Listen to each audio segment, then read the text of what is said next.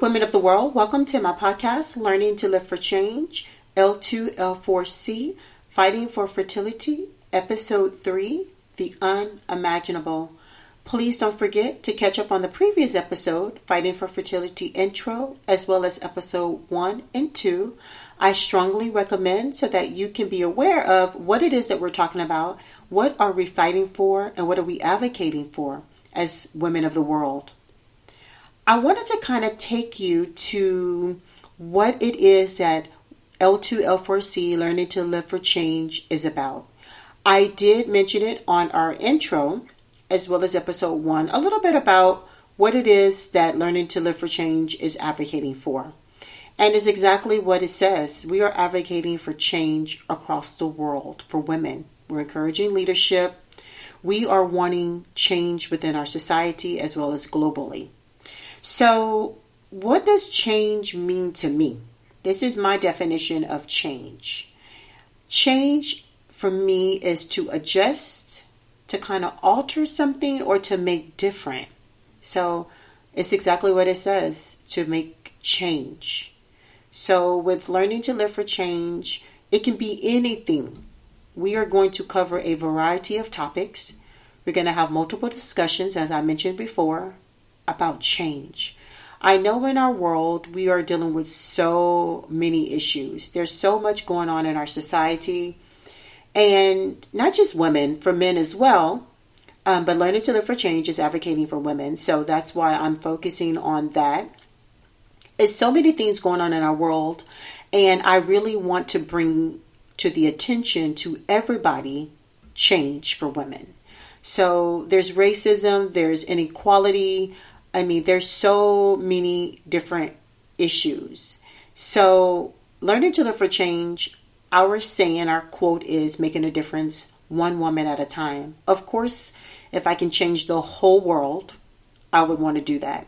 And who's to say that I can't? Who's to say that Learning to Live for Change eventually can't, right? I believe in being optimistic. But even if there's one woman that is satisfied, that I make a difference in her life, I'm happy. I actually want to touch bases on, there's a friend. She reached out to me. She saw my post on one of my social media platforms, and she was very grateful and very hopeful. And I don't want to go into too much details because, again, whatever you decide to share with me, if you want to email me, inbox me on any of my social media platforms, you can do that. And I would try to help you as best as possible. Now, remember, I'm not a doctor. I'm not a nurse. I am not a medical professional. I do not have a degree. I did not go to med school. I am strictly telling you my experience. And I learned a lot, I learned a lot from my most recent experience this past year. So I was very grateful that she reached out to me and that I gave her hope. So shout out to my friend for reaching out to me. You actually encouraged me and you've motivated me to keep going, right? Sometimes, when you do the podcast or you do different other types of social media platforms, you have an expectation of catching the attention of so many people, women, because we're advocating for women, right? Change for women. But anybody. And when you may not get the response that you want, sometimes it can be discouraging. I'm going to be honest with you. But I'm telling myself day by day to keep going. Keep going, because Learning to Live for Change is advocating change for women, and we are making a difference one woman at a time. So don't get overwhelmed, Felicia, if you're not getting the response that you want immediately. In due time, right? Everything is in due time. So remember, Fighting for Fertility, my story this most recent year, my journey, and I'm discussing with you now the preparation for my surgery, the unimaginable, and can you really imagine life without motherhood or fatherhood? This is kind of where I was with my pre-op. So I wanted to make sure with this platform, before we continue on to the pre-op for Fighting for Fertility, episode 3, I wanted to make sure that women of the world, you know your body, you understand your body. And as I mentioned in the previous episodes, it is extremely important to make sure that we follow up on our health as we should. So with change, which is what we're advocating for again, and I want to make sure, I may say that a lot, but I want to make sure that you all understand the importance of change, even if it's one woman at a time. So knowing your body and understanding your body can help you long term with so many things. And in this case, me fighting for fertility and my experience is based on not really having the knowledge that I feel could have been extremely helpful for me at the beginning. You know, not really understanding what fibroids, as I mentioned to you previously, what they are, what they do to the body, and how they are so common within our minority women, our Black women, our Spanish women, Latin. And don't get me wrong, of course, all women go through this, you know, all nationalities, but it is so common within our minority women. So I just want to make sure the change that I'm bringing about with Fighting for Fertility is to make sure that women become more aware of their body. So for instance, you know, our reproductive system is important. We have 5 major areas for the reproductive system. That is our ovaries, fallopian tubes, our uterus, cervix, and our vagina.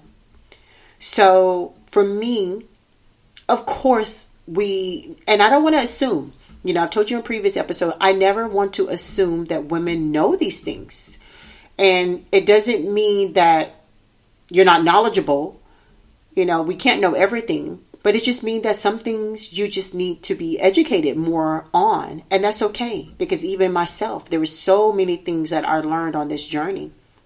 So I'm going to repeat it again. Those 5 major part of the reproductive system is the ovaries, fallopian tubes, our uterus, cervix, and vagina. So let's make sure that we either do our research, and I always say do your research, regardless of what medical advice you get or whatever medical profession you seek for consultation. Women of the world, we have to learn and obtain our own knowledge when it comes to these things. And it's actually quite interesting, and it's actually exciting, you know, to be able to do your research. And remember, I mentioned previously, make sure you have credible sources when you do your research. So I like Mayo Clinic, and I also like WebMD. But there's so many other research aspects that you can use to become knowledgeable of the body. So that is the type of change that I am trying to bring with Fighting for Fertility, is making sure women know ahead of time where their body stands when it comes to the reproductive system and other parts of the female body. So going back to episode 3, the unimaginable, when you are preparing for something such as a major surgery, it is so important that you are in the right headspace. And for me, it was so extremely stressful to even think, again, as I mentioned before on the previous episodes. Please be sure to catch up. I didn't even think that I would ever be preparing for a major surgery. So it is important that you, one, have a support group, family, friends. It is so important because in life, we always think of the negatives. We think of the positives, right? But for some reason, the negative seems to outweigh our positives. So for me, after my former doctor, my gynecologist for years, referred me to the surgeon, and I had my first consultation with him, I now started, I was going into panic mode. I was stressed. I was emotional. because I didn't know what to expect. And of course, after the consultation, I wanted to do my own research, and I started looking at, the side effects, and what you can do, what you can't do. It was a lot. It really was a lot to take in. So pre-op, which is, this is your pre-visits before your major surgery. So it is important to be in a good place. So for me, my pre-op, it consisted of course, blood work. They do a complete blood work panel. And I also have some additional health issues. And I won't go into major details about it, but it did consist of me having to see a cardiologist. And I had to literally have a full workup. So, women of the world, make sure that you consult with your doctor during pre-op, as well as your consultation prior to any surgery, and tell them if you have had any other health struggles. That is important. It's extremely important to do so. So that if anything extra is needed, then your surgeon will recommend you to do that before surgery. Major surgery is a big deal. So for me, I did have another health issue, and I had to consult my cardiologist. And again, I did a full workup. So everything from an EKG to a stress test. And again, I don't want to deviate too much off of the main topic, which is fertility. But that also is important, and I do want women to be knowledgeable about that as well. Make sure to consult your doctor of any health issues that you may have had in the past, or any health issues you may be going through at the moment. So, in addition to that, going to my cardiologist, I talk with family, I talk with friends, and I'm going to be honest, they probably got so sick of me because all I talked about was the surgery. And I found myself in a place where I was really sad. I was sad not knowing what the outcome would be. And I was also sad that I had to be in this situation. But when I look at the unimaginable, I could not imagine passing up on this opportunity, and I do call it an opportunity, to be a mother. So whatever means necessary, if it means this major surgery, if it means 2 surgeries, 3, I'm going to do it. So I did a lot of meditation. I also did a lot of research. I looked up recovery time. And remember, my major surgery was a myomectomy. So for my recovery time, it was a standard 6 to 8 weeks. But it could be longer, just depending on if you had any complications, or again, if you were dealing with any other health issues. So of course, we all pray that our surgeries, minor or major, goes well, right? Even a typical doctor's visit, if you're just going for a regular physical, a regular checkup, pap smear, as we mentioned before, which is, women of the world, a pap smear is checking for cervical cancer.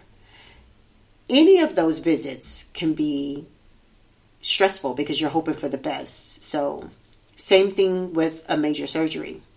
So for me, I think just was in a place of just not knowing what would happen, So I did everything I could to not be nervous, not be anxious. It was almost impossible, but I did. I, again, consulted with family. I had tons of questions to my surgeon, as well as his nurses. I'm sure I drove them absolutely crazy. I'm going to be honest with you. I emailed, I called. It was crazy. But nothing is too much when it comes to your health. So women of the world, never ever, if you feel like you're in a situation where you don't know what to do, you had have additional questions, don't hesitate to reach out to your medical professional. It is important, it is extremely important actually, that you get all the answers or as many as possible that you can. You definitely want to go into the major surgery as peaceful as you can.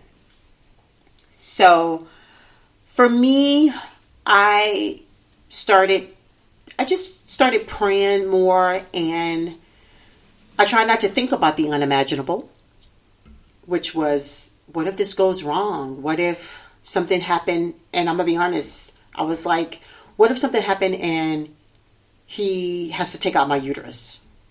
And one of the conversations I had with him, and I won't forget, I said, whatever you do, save my uterus. I got to have this kid. So, and I also was very adamant about my ovaries as well. And I voiced that to him. I told him exactly how I felt. He knew my position. I actually was at a place where I was like, if I'm under for surgery, and women of the world, don't forget, major surgery, more than likely you're going to undergo anesthesia. Anesthesia is like a deep sedation where you are asleep. Actually, when you read it, when I did the research, it's actually considered a state of unconsciousness, and it's extremely scary. And honestly, that was my most scariest thing, is thinking about the anesthesia. I think I was more in fear of the anesthesia than the actual myomectomy, which is the surgery, the cutting of the abdomen. Of course, that's scary. Anytime you think about being cut, that's scary. But for me, honestly, I think because I am a control freak, I'm so independent, and I'm always wanting to be in control of my life every second. I think for me, the anesthesia was the scariest part. I know it was. So I would also advise you all to make sure you do your research on that.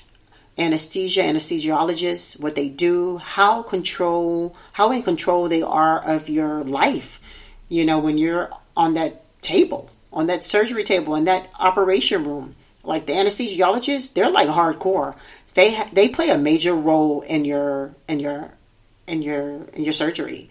So I know I really have this. I'm gonna be honest. I really have this episode thrown out a lot of names, right? From the surgeon, gynecologist, obstetrician, to the cardiologist, to the anesthesiologist. I know. I'm telling you, I've learned a lot.